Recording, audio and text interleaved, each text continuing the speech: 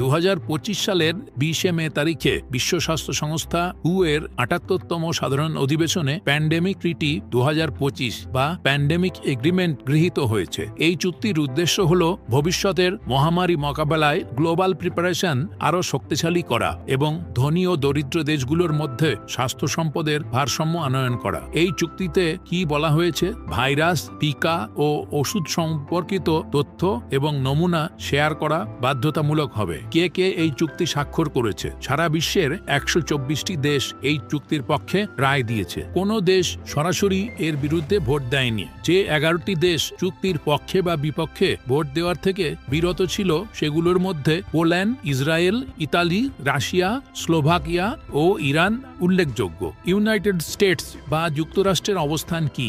United States বা যুক্তরাষ্ট্র এই চুক্তি স্বাক্ষরের প্রক্রিয়ায় অংশই নেয়নি, কারণ তার আগে ট্রাম্প ক্ষমতায় আসার পরে তারা WHO এর থেকে নিজেদের প্রত্যাহার করে নিয়েছিল। এই চুক্তি কবে থেকে কার্যকর হবে? এটি তখনই কার্যকর হবে যখন কমপক্ষে 60টি দেশ এই চুক্তিকে তাদের নিজ নিজ সংসদে অনুমোদন দেবে। মানে এখনো এই চুক্তি পুরোপুরি কার্যকর হয়নি। এই চুক্তি থেকে নিরাপত্তা ও স্বাস্থ্য সমতা আনতে পারে। আবার কেউ কেউ মনে করছেন এটি আন্তর্জাতিক নিয়ন্ত্রণের এক ধরনের ছকও হতে পারে। ভবিষ্যতের মহামারীতে উৎপাদিত ওষুধ ও টিকার 20% WHO কে দিয়ে দিতে হবে, যাতে দরিদ্র দেশগুলোও পায়। সব দেশের একসঙ্গে কাজ করার একটি বাধ্যতামূলক পরিকাঠামো তৈরি করা হয়েছে।